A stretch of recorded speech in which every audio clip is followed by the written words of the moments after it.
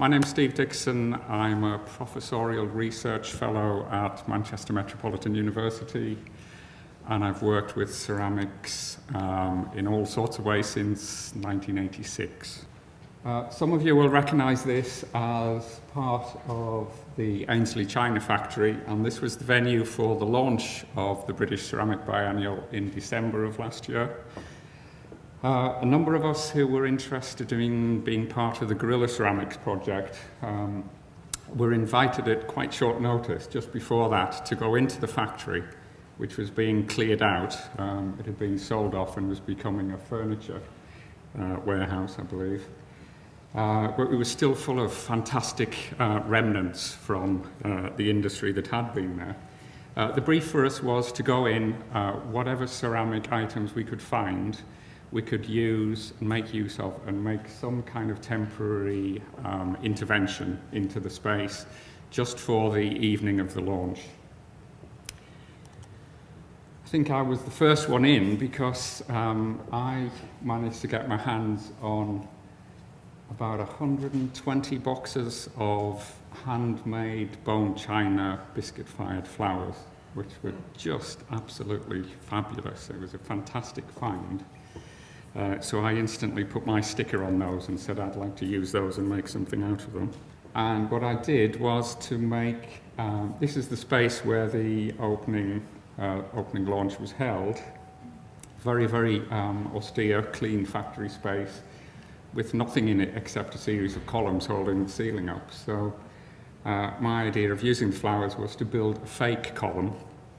So this is half a ton of porcelain clay wrapped around a wooden support, and then to clad that with the flowers so that as you came into the room, you'd see it as one of the columns, but when you got up close to it, you'd realise it was made out of these fabulous flowers.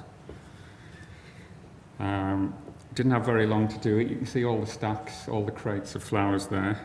This is my daughter Joyce, who was my assistant for 2 days, and that was the finished column.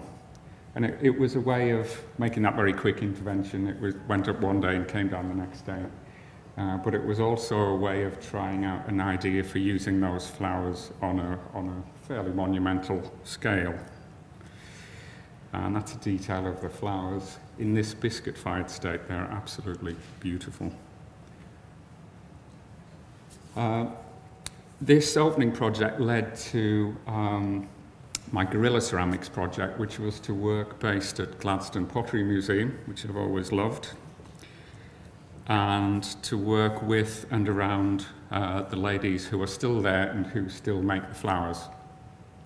This is Jeanette. She's one of the flower makers there. If you go to Gladstone, there's always one of these ladies demonstrating flower making, and it's extraordinarily difficult and extraordinarily skillful.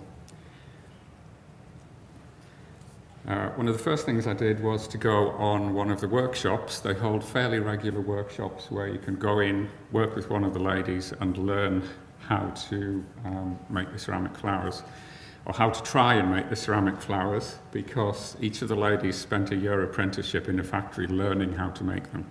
So you can't just show up and make anything half decent in a couple of hours. These are my rather pathetic attempts at being a flower maker for the day. The first thing I did at Gladstone to kind of introduce the project was to make a flower trail around the museum.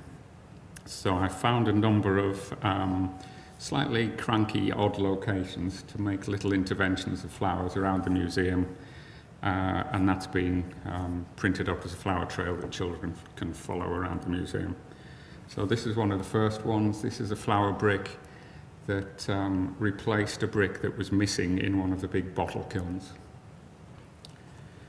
And this is in the room where they show the Saga Maker's Bottom Knocker film, which is a great favourite.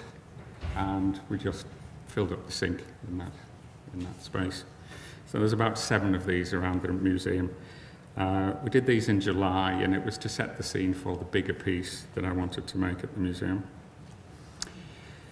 My work is usually very politically driven in terms of its content and its narrative. I have an installation of political pigs' heads in the exhibition downstairs, and that's very typical of my usual social, politically driven practice. What I wanted to do with this guerrilla project was to combine that with working on a larger scale and working in a sort of public architectural context. I've done a lot of public work before with ceramics, but I'd never put the two things together, the two interests together. I began this last December, early January, and this was really when the credit crunch was at its height, the big collapse of the banking institutions. So that was the big political thing on the agenda at the time. And I thought I'd use monopoly as a kind of metaphor for that. Monopoly being the ultimate capitalist game, where the object of the game is to end up with everybody's money and to bankrupt your fellow players. Looking into the history of monopoly, I discovered that it was actually developed slightly earlier than it's credited with in the board. It was invented by an American woman called Elizabeth Magie Phillips, who was, during the Depression, she was a socialist and a Quaker and an educationalist. And she developed a game called the landlord's game, which was a tool to explain the evils of capitalism, really. So playing the game, the people who were the landlords became rich, and the people who were the tenants became poor through the game. So it was a kind of social tool in its original concept. It evolved into monopoly and then became the opposite. It became this ultimate capitalist game. So that was the reason for making the monopoly piece. My favourite token from monopoly has always been the battleship. When I play it, I always try to get the battleship, so I decided I'd make the battleship.